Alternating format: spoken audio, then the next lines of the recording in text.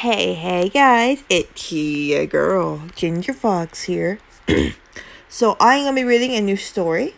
So this one is called Bedtime, Beings and Entities, Strange and Unknown.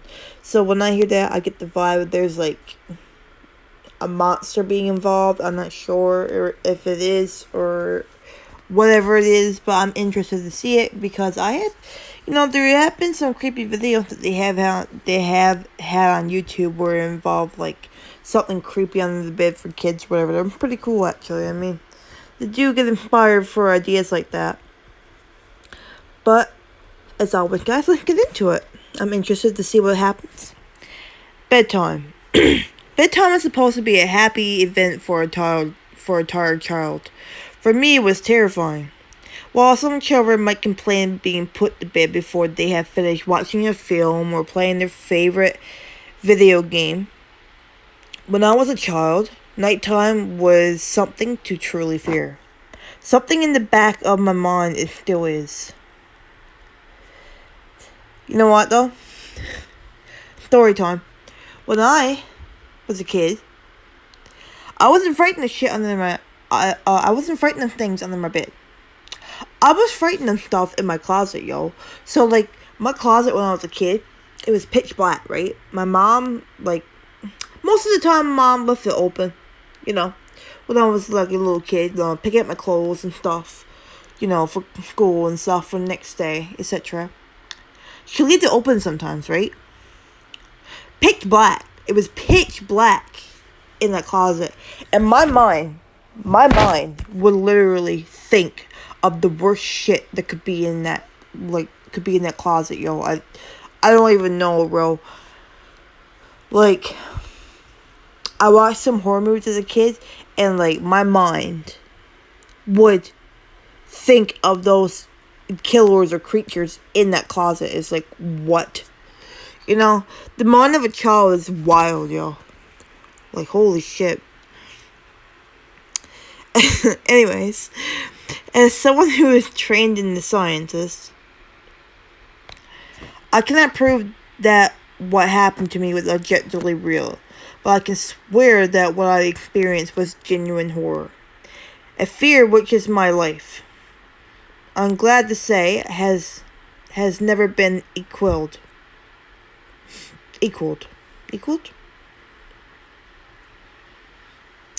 I will relate it to you all now as best I can. As best I can, sorry. Make of it what you can. Make of it what you will, I should say. But I'm glad to just get it off my chest. I can't remember exactly when it started, but my apprehension towards falling asleep seemed to correspond with my being moved into a room of my own.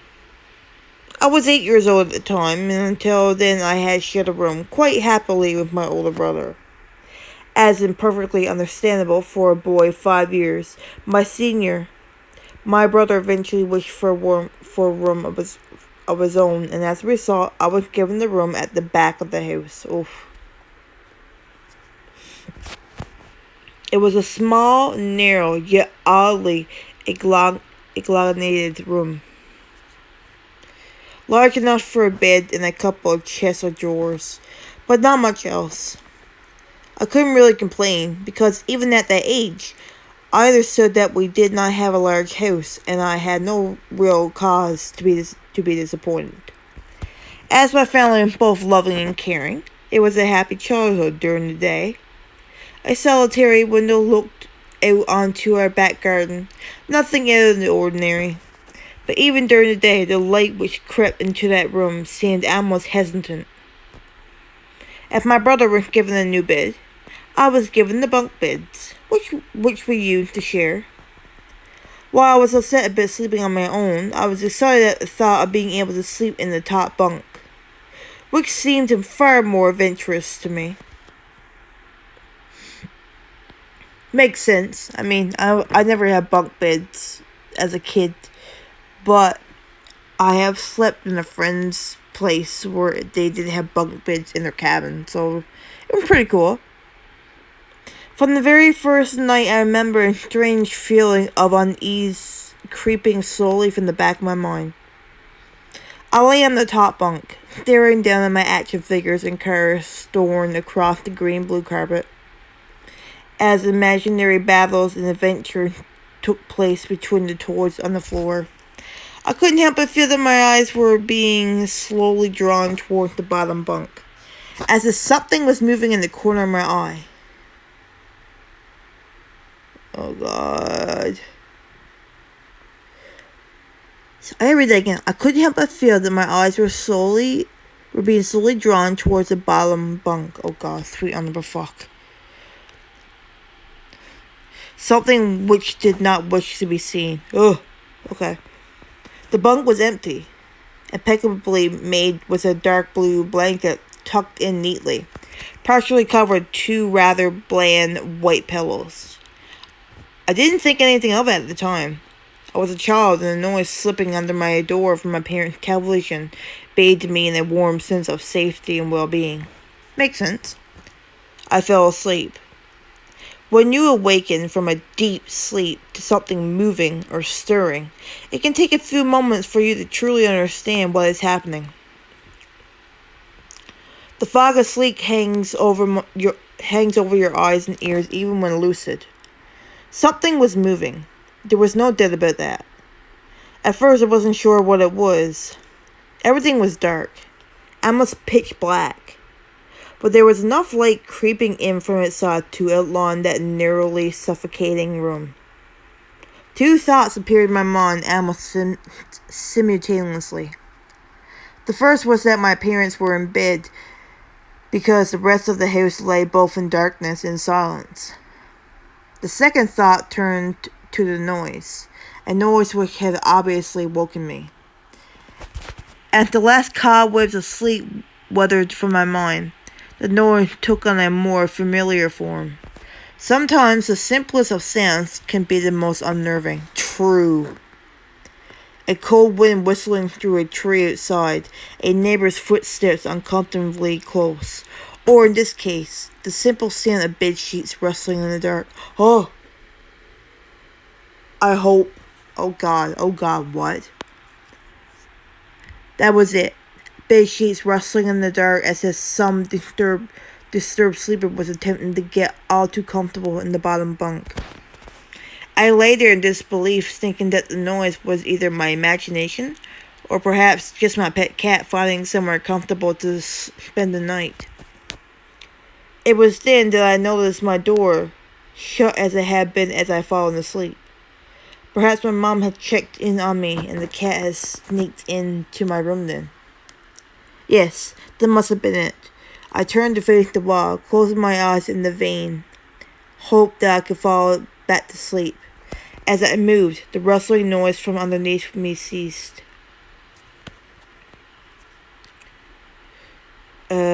I thought that I must have disturbed my cat, but quickly I realized that the visitor in the bottom bunk was much less mundane than my pet trying to sleep, and much more sinister, as if alerted to and disgruntled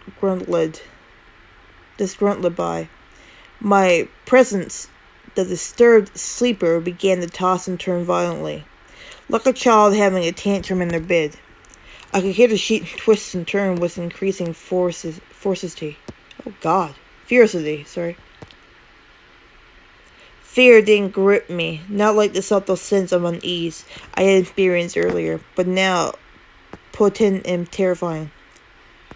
My heart raced as my eye panicked, getting the almost impenetrable darkness. I let it cry. As most young boys do, I instinctively shouted on my mother. I could hear something stir on either side of the house, but as I began to breathe a sigh of relief that my parents were coming to save me, the bunk bed suddenly started to shake violently, as if gripped by an earthquake. Oh my God. What? Scraping against the wall, I could hear the sheet below me thrashing around as if tormented by malice. I did not want to jump down to safety as I feared the thing in the bottom bunk would reach it and grab me, pulling me into the darkness. So I stayed there, white knuckles clenching my own blanket like a shroud of protection. The wait seemed like an eternity. The door finally and thankfully burst open, and I lay bathed in light while the bottom bunk, the resting place of my unwanted visitor, lay empty and peaceful. I cried and my mother consoled me. Tears of fear, followed by relief, streamed in my face. Yet through all the horror and relief, I did not tell her why I was so upset. I cannot explain it, but it was as though whatever had been in that bunk would return if I even so much as spoke of it, or uttered a single syllable of its existence. Whether that was the truth, I do not know, but as a child, I felt as if that unseen menace remained close, listening. My mother lay in the empty bunk, promising to stay there until morning. Eventually, my anxiety diminished. Tiredness pushed me back towards sleep, but I remained restless, waking several times momentarily to the sound of rustling bed sheets. I remember the next day wanting to go anywhere, be anywhere, but in that narrow, suffocating room. It was a Saturday, and I played outside, quite happily with my friends. Although our house was not large, we were lucky to have a long, sloping garden in the back. We played there often, and much as it was overgrown, and we could hide in the bushes, climbing the huge sycamore tree which towered above all else, and easily imagine ourselves in the throes of a grand adventure in some untamed exotic land. As fun as it all was, occasionally my eye would turn to that small window, ordinary, slight, and innocuous, but for me, that thin boundary was a looking glass into a strange, cold pocket of dread. Outside, the lush green surroundings of our garden filled with the smiling faces of my friends could not extinguish the creeping feeling crawling its way up my spine. Each hair standing on end. The feeling of something in that room, watching me play, waiting for the night when I would be alone, eagerly filled with hate. Oh my God, what? It may sound strange to you, but by the time my parents ushered me back into that room for the night, I said nothing. I didn't protest. I didn't even make an excuse as to why I couldn't sleep there.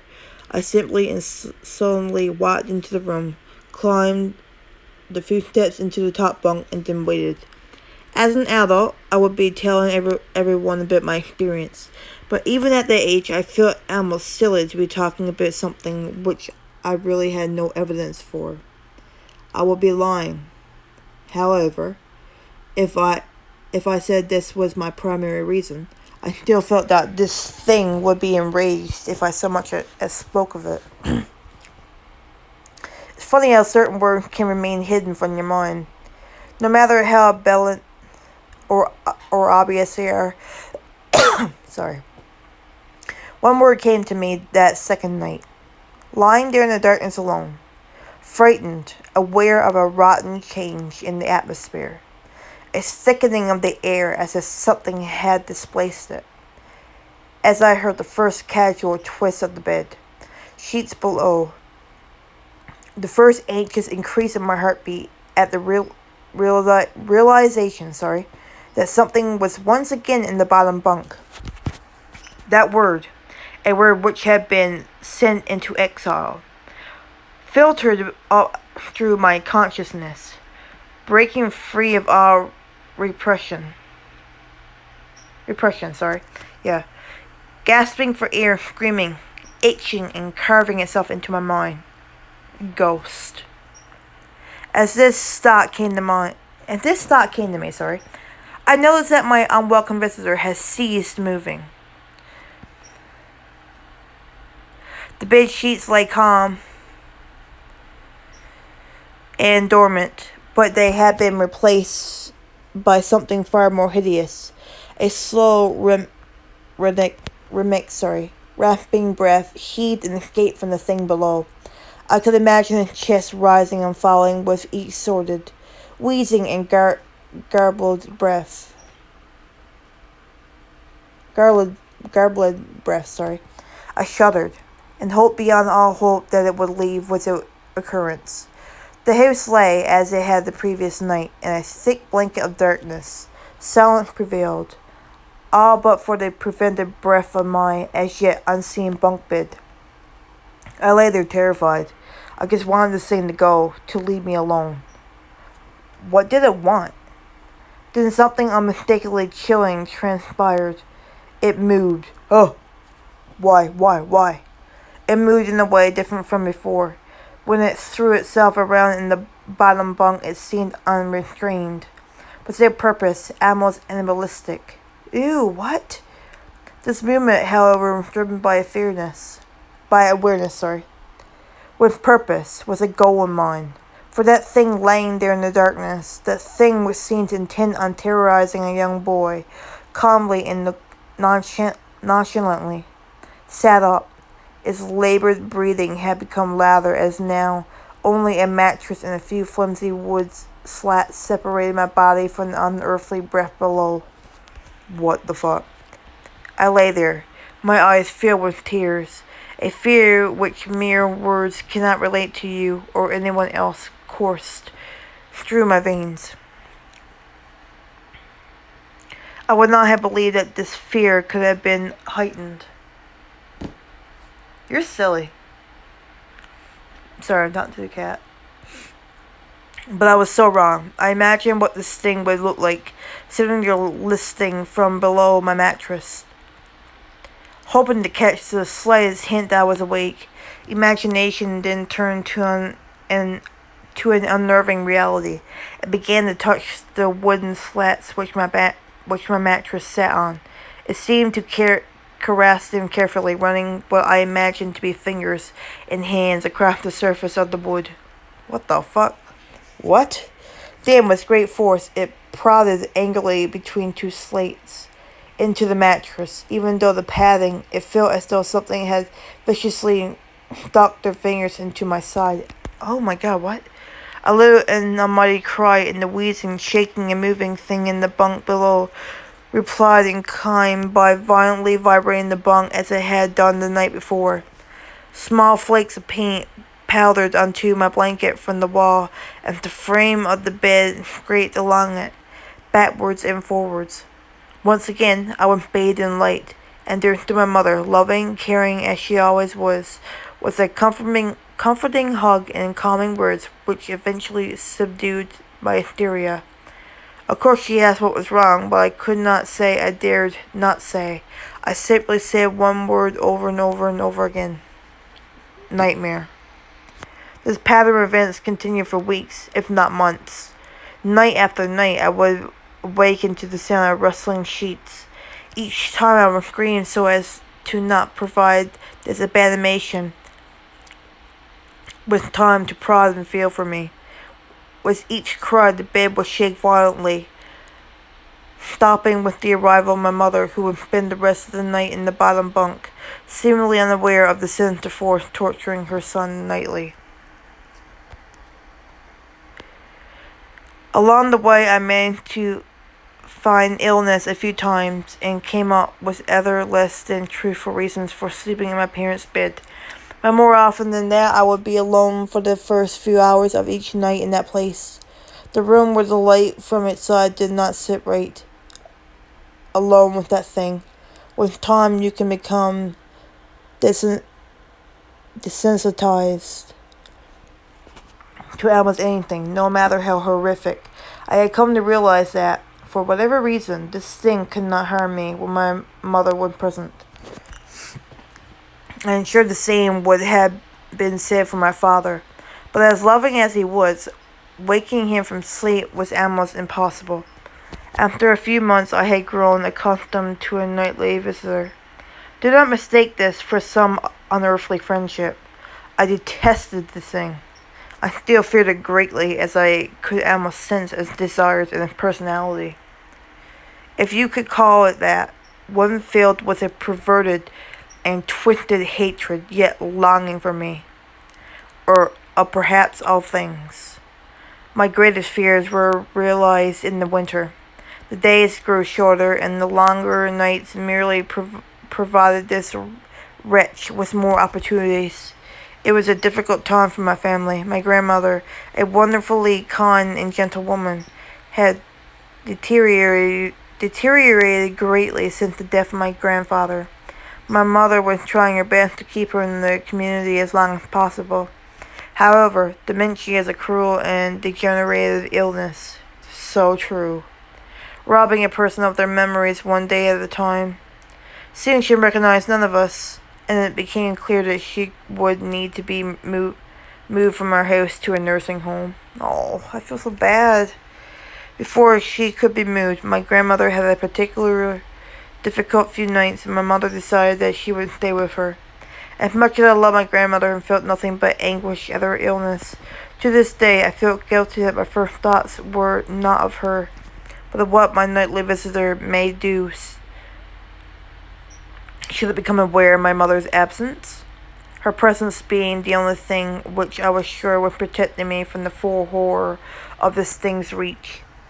I rushed home from school that day and immediately wrenched the bed sheets and mattress from the lower bunk, removing all the slats and placing an old desk, a chest of drawers, and some chairs, which we kept in a cupboard where the bottom bunk used to be.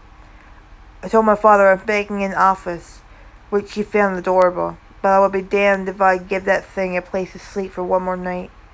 As darkness approached, I lay there knowing my mother was not in the house. I did not know what to do. My only impulse was to sneak into her jewelry box and take a small family crucifix, which I had seen there before. While my family were not very religious at that age, I still believed in God and hoped that somehow this would protect me. Although fearful and anxious, while gripping the crucifix under my pillow tightly in one hand, sleep eventually came, and as I drifted off the dream, I hoped that I would awaken in the morning without coincidence. Insolence, I think is how you pronounce it. Unfortunately, that night was the most terrifying of all. I rose gradually. The room was once again dark. As my eyes adjusted, I could gradually make out the window and the door, and the walls, some toys on a shelf, and even to this day, I shudder to think of it. There was no noise, no rustling of sheets, no movement at all. The room felt lifeless yet not empty. The nightly visitor, that unwelcome, wheezing, hate-filled thing which had terrorized me night after night, was not in the bottom bunk. It was in my bed. Oh! Why? Why?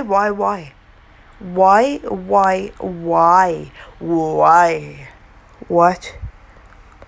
I opened my mouth and screamed, but nothing came out.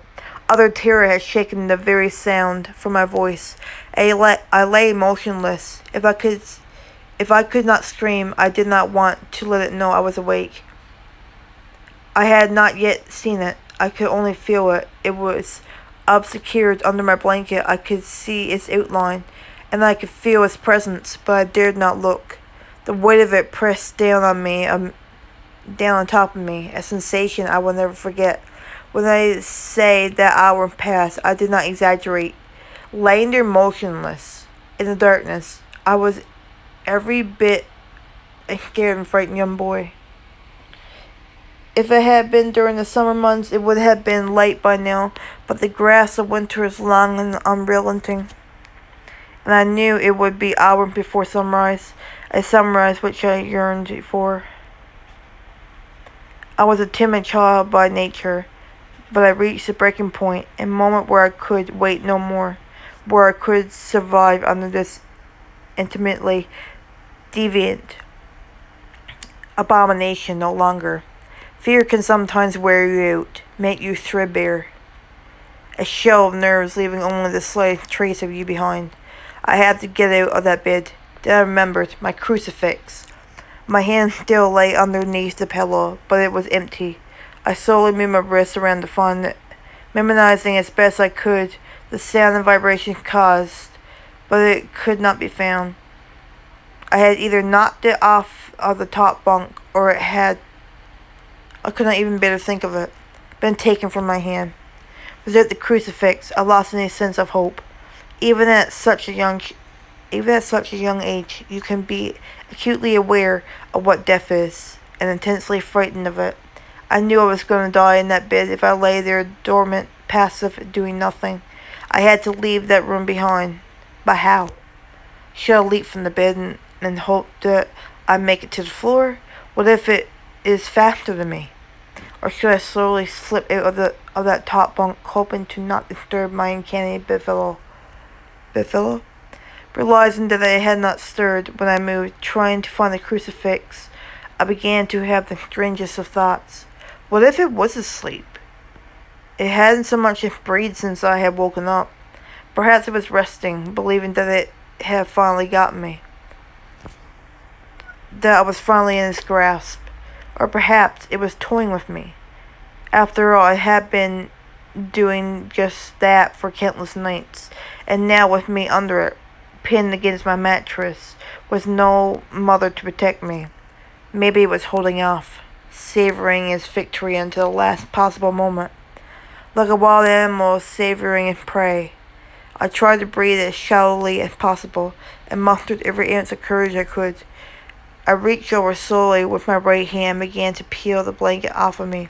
What I found under the covers almost stopped my heart. I did not see it, but as my hand moved the blanket, it brushed against something smooth and cold.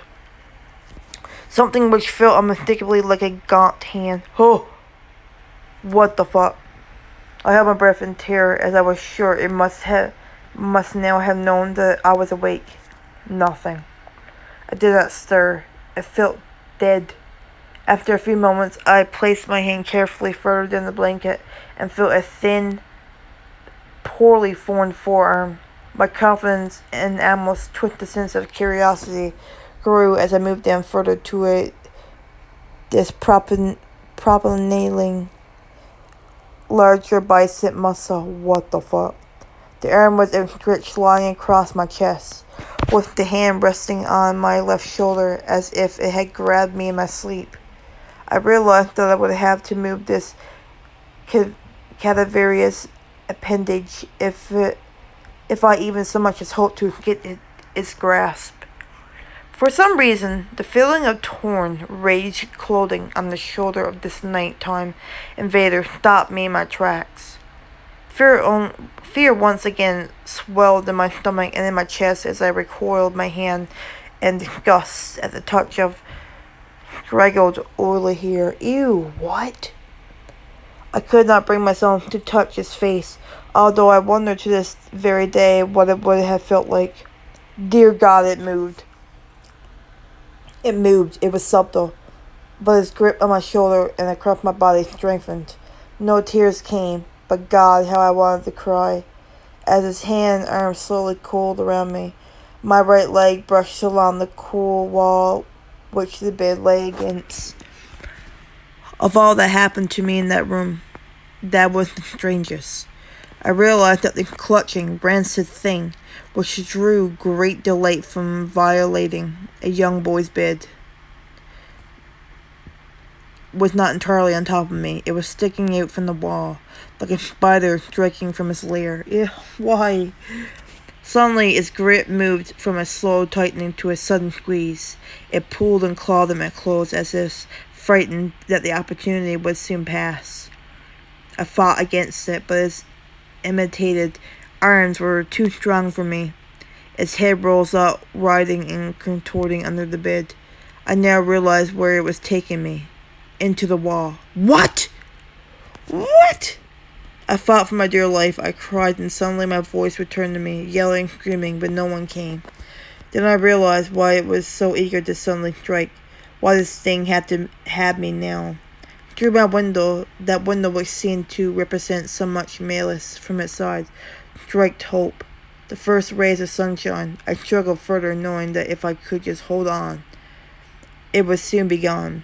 as I fought for my life, the unearthly parasite shifted, slowly pulling itself up my chest, its head now poking out from under the blanket, wheezing, coughing, rasping.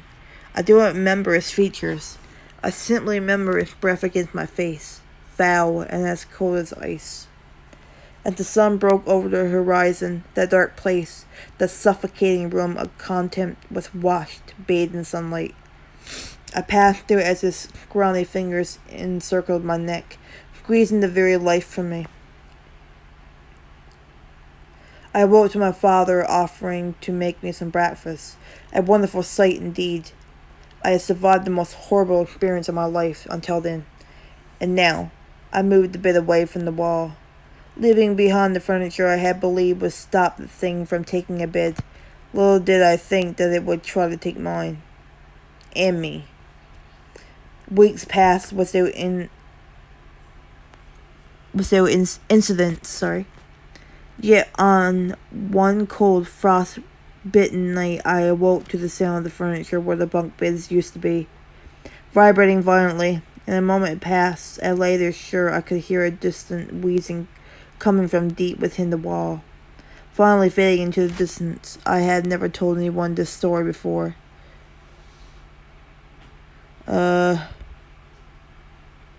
To this day I still break out in a cold sweat at the sound of bed sheets rustling in the night, or a wheeze brought on by a common cold. And I certainly never sleep with my bed against the wall. Call it superstition if you will, but as I said, I cannot discount conventional explanations such as sleep paralysis, hallucination, or that of an overactive imagination. But what I can say is this. The following year I was given a larger room on the other side of the house, and my parents took that strangely suffocating and elongated place as their bedroom. They said they did need a large room, just one big enough for a bed and a few things. It lasted 10 days. We moved on the 11th. Yo, what? No way, yo. Oh my god. That's horrible. Credit to Michael Whitehouse. That's awesome. But that was horrible, though. That was terrifying, yo. Can you imagine going through that? What? I hope you guys enjoyed that video.